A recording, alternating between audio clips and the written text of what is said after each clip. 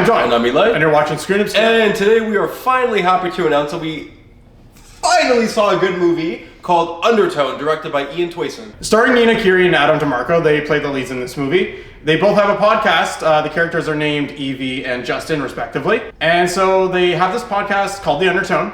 It's about like local crimes, local horror stories, and things that like are essentially contemporary folk tales of things that happened in their towns or their local areas. Yeah, it's just them discussing and trying to dive into the paranormal. So they come across a certain set of files, so that it gives them the prompt to set out on this adventure, and then we have our contained horror, thriller, supernatural thing going on. Just a disclaimer.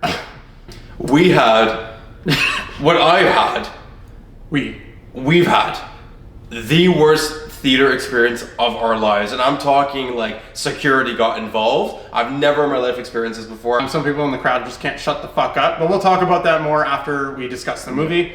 We'll talk about just the movie in general, and then we'll go to spoilers, and then we'll talk about that occurrence after. To preface though, our theater experience unfortunately did put a bit of a poor taste in my mouth, I will say that. So a lot of my critique is coming from a place of, I would say, generosity, but also from me just not being able to unfortunately really pay too much attention to the film outside of what is conceptually and technically really good and really poor in my opinion. Good, yeah, that's actually a great summarization. So we'll talk about the movie as much as we can, because really, like the first half of the movie was ruined for us. I will say, even with all of that happening, I got reinvested back into the movie, and the first little bit wasn't like, too hard to piece together. So I got reinvested into the movie successfully, for the most part. So yeah, let's start talking about the movie. So from the trailer, you get the idea that this is going to be a contained thriller, and it's a kind of like Unfriended. Yeah, it was like Unfriended meets, what's that one with she's deaf? Hush. Yeah. Fucking hate that movie. Yeah, it was giving Hush. Now I see the light in the sky. Based on the trailer, it seemed very claustrophobic. It seemed very much like, oh, she's at a computer the whole time, what's gonna happen? Ah! But in reality, it was more than that, and I was pleased to see that it was more than that. Yeah, I agree. I think the things that will stand out about this movie is the technical aspects. It is a very low budget movie. I think it was $500,000 US. That's from what I saw. Considering the budget, I was actually really impressed with some of the technical work in this movie. The camera work, the sound editing, the visual editing too, all really great, very effective at building tension. And I was very satisfied with how the lead up to the end was and how intense it was. It was actually kind of keeping you on edge. And it didn't show too much like jump scare imagery or anything. It was all reliant on the sound, and it used visuals to help with the sound. And like that balance was, I think, near perfect in this movie.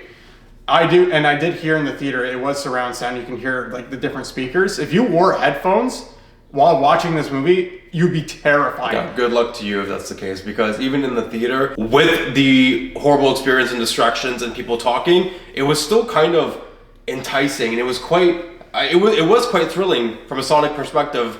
How it seemed, in my opinion, that every speaker was kind of a different noise and different whisper and a different moan. Yeah. And then it's all around. It's like, okay, what's happening right now? Based on like, it's not really meeting what's being presented visually, but also sometimes it does. Yeah. It was technically a very well done film, and granted, it needed to be. It had to be because of what it was about. It's about a podcast. It's about noise. It's about headphones. It's about being roped into digital terror.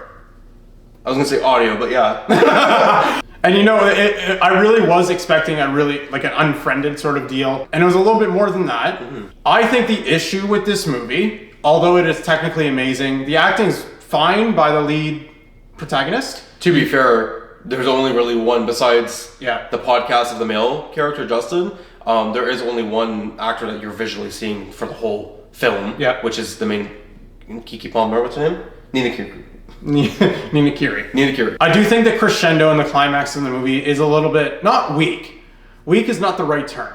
It was very intense. It was very cool. I didn't get that thing that scared me or made me feel like, oh my gosh, that's what we needed to be scared of. It was a lot of imagery, and I totally get that in especially low budget horror movies. I actually really appreciate that, especially during the lead up. but I do feel like there was something missing, and I don't know what to put my finger. Yeah, it's like there needs to be a payoff. There needs to be a payoff at the end. Yeah. In terms of like your concept being edged, which is true from a functional perspective and a cinematic perspective and an editing perspective and shot. It was a good movie. It was a good movie, objectively. Yeah. But especially compared to the shit we've been getting this year. Yeah, Psycho Killer. It was enticing enough to the point where you wanted to follow it. Did it really get repetitive? Not really, because I feel like it was going towards a direction, but then ultimately in the end, it didn't fall flat. It didn't end on a really high note either. It left with the form of like an enigmatic quality. But I also know that it was the intention, and when we talk about that in spoilers, you'll know what we're talking about. Yeah. I think I said this to you in the car. It felt like it was a climax for like a second night event, besides the very, very last couple shots. You know, along with the theater experience that we had and sort of this all right ending, I just think this movie is really good. I do think you YouTube reactors, when this comes out and you guys can watch and react to it and you guys are wearing headphones, this will be one of the scariest shits you'll ever watch. And if you're sitting in that room in the dark, oh boy, I envy you. Yeah, well, our theater was full. Yeah, and I was actually gonna bounce off that. I was gonna say, I do think that did take away a little bit of the experience. Yes. It was that it was intimate enough in the sense we're following a solo protagonist, and it's like her enclosed little setting and the headphones and things like that. But as a whole, our environment watching it, it didn't match, and I think that did take away. Besides like, the shit that was happening, I think that did take away from the experience a little bit in the sense it was like there was just so many people around us, coughing, sneezing. I was one of them, and just it was a kerfuffle. And don't get me wrong, I'm not trying to say that the theater experience is not something that everyone should be experiencing. I just feel like this film, which is ironic because it's being promoted that you need to watch it in theaters. I don't think this was a movie good for theaters. I think this was a kind of movie that you watch it alone at night, you're not going to sleep for 2 days. That's right, yes. It is very sonically dependent. On that note though, before we dive into spoilers, what would you say you give this film out of 5? I'm going to say 3. 3 out of 5. Really? That low? Yeah? What were you going to give 3 out of 5, really? You were going to give it a 4? No, I was going to give it a 3.5. Yeah. Okay, so this is a variable this is our first like variable rating. If you're watching this movie at home, it could be a 4. It can be a 4 out of 5. It's really, really, really good. It's a nice tight 1.5 hours. It's not too long. It doesn't drag. There's no like bullshit sequences. It's good. It's very, very good. But in the theater kind of environment, when there's people around you, it really sucks the enjoyment out of the movie. And it's not just because of the the experience that I had to essentially fight somebody, but again, like you said, like just the extra sounds will ruin the movie. It really wants you to pay attention with listening, and people are in their bags and shit, whatever. On that note, 3, 2, 1, spoilers. Outside of just the regular premise of the film about the two podcasters, there is a deeper element and more character development that happens outside of that. Our main character, Evelyn, who goes by Evie, her mother is dying, she's sick. Her mother is very religious, and she grew up with a very religious upbringing. This is noticed in the house. She's living in her mom's house, taking care of her. Kind of like the Grudge aspect. It reminded me of kind of like PSW work, and like how she's like alone in the house with someone who needs a high level of client care. Basically, Evie's only form of entertainment is her podcast with her peer, and she's chronically online like us. Long story short, this was a bit of a plot hole, but she's pregnant, and this was exposed pretty early on into the film. We noticed like little signs, morning sickness. It's alluded that her character used to be formerly a drinker. She's not drinking anymore, and she's like kind of walking around hunched. And then later on in the film, it's revealed that she's pregnant. Great, cool. With the start of the podcast, majority of what they're going through revolves around children. It's kind of like sinister in the sense where it's very much like, oh, the kids. It's all audio though. Yeah, all audio. Everything, a lot of things are up to interpretation. The only thing that you really know what's going on in the audio is if they're actively saying it in the tapes, basically. Yeah. Everything else is like moaning and groaning and slurping and shit, so it's like you're guessing what's going on. Demonic shit happening. Yeah. It uses the cover of children's like nursery rhymes and famous songs as like a code for harming children or something that's more dark and sinister. And I really like that premise where it was like, ooh, there could be hidden meanings in Baa Baa Black Sheep and all that stuff.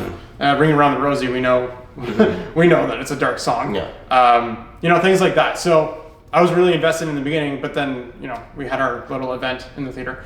And so I was taken out right after that as they were discovering that kind of stuff in the movie. Essentially, it all leads to, there's a demon. It induces stillbirths and, I don't know, like convinces women to get an abortion. Or I don't know, fuck. The demon more or less possesses the mothers of the people who listen to these tapes and who it gets called upon. Right. Leading up to them reviewing these tapes, it's kind of like foreshadowed that they were like that they recently just reviewed something that Justin's still shaken up upon. It was like a weird internet copy pasta, The Ring type film. Creepypasta, yeah. It was a video of a girl in like a red lighting situation. That turns out it was actually the demon that was being mentioned in all these files. When you're first exposed to it, you're kind of like, it's just like a previous thing that they watched. But then you kind of realize it goes full circle towards the end of the film to return to the idea that Evie is pregnant and there's this demon is going after mothers, things like that. Full circle, and this is kind of the plot twist in the film, is that it actually possesses Evie's mother to off her daughter Evie and turn offing Evie's offspring that's in her belly. Yeah. And that is how the film ends. You don't see this. You just see the mother possessed. Yeah. And Evie is like, what the fuck? With her headphones still on for some reason. For the whole last quarter of the film, just running around with headphones on. Bitch, take them off. Cover your ears. The end of the film was also the climax of the movie, I would say, because it kind of just becomes climax and it cuts. But long story short... Exactly. That's why the ending isn't so satisfying as much. It ended on a thrilling note, but it was kind of left like, wait, what? Yeah, it's one of those interpretation endings. Anyway, sorry, keep going. It's alluded that she's... I don't even know how. We're not even kind of... we don't even know how. Yeah, there's a couple things in this movie that... It's not because it's like a mystery and it's a horror movie and you're just missing explanations because it's like, it's part of the etherealness or whatever. It's genuinely missing some explanations of like why this person, why that person. Yeah. And I guess all it is like they watched the tapes or they watched that tape and they read the files or listened to the files. Maybe it's just that simple. But like, why the mom? Is it because she was so close to Mother Mary and she was always praying to like the Hail Mary? And the demon was offended by it, so the demon chose to, possess her. I don't know if that was ever explained. Maybe I missed it somewhere. It wasn't. All we know is that she has a really religious upbringing, and that's not really dived into. It's kind of explained like Evie lost her faith because her mother got sick, and she somehow blames herself for that because she stopped praying with her mom, stopped visiting her mom. She couldn't handle her mom being sick. But yeah, you're right. It doesn't really explain why. First of all, no idea where these tapes came from. They're just emailed to the characters out of nowhere, which I know it's like the supernatural element, but still, that was stupid. Yeah, why them? I guess because they're the Undertone podcast. Yeah, but it's like, there's 8 billion bitches that you can go for. Why do you want this gay guy and his friend doing a podcast? Because they have a big audience. I don't know. So it's easy to get out that message. They have 45 followers. Like and subscribe for fucking more. With some holes within the plot, ultimately, objectively, it is a really good movie. It is, yeah. It's very enjoyable. Sorry, it's not like really good, but it's pretty good. It's good. It's very good. I do wish, I wish I watched it, alone at home in the dark. With that being said, about the way that we watched it. Yeah, so let's talk about this theater experience. Fuck. So there was this person behind us at the very top row. She was talking out loud, full volume. And it was like a transitioning to louder and louder and louder as the film went on. Because during the previews, didn't say anything. Yeah. Man, the bystander effect is so real. There was one time where I literally did this and then put my finger on my lip and I was telling her to shut up. Whether she saw me or not, she was like just diagonal of me. I don't know, but... A couple other people approached her. People in front of her said, hey, can you stop? Someone said, shut the fuck up. It just went up. And this is the thing too. We're not saying, she was on her phone or like she was like talking loudly. This girl was like, during random scenes, she was just laughing and she was like, I'm Evie, like standing up, wanting attention. She had main character syndrome and she wasn't even the main character of the movie, even though she keeps saying that she was fucking Evie. Yeah. There was also too, the guy beside her, she was like poking him and she goes, hey, you want Evie, eh? You want to marry Evie, eh? And then he was like, bitch, get off me. I'm with my wife. Yeah. And then his wife was like, yeah. In any case, me, one row down, I decided to get up aggressively and walk right up to her. And I was like, please stop talking. Shut the fuck up. We all paid for our tickets to be here. If you want to talk like this, you're not at home.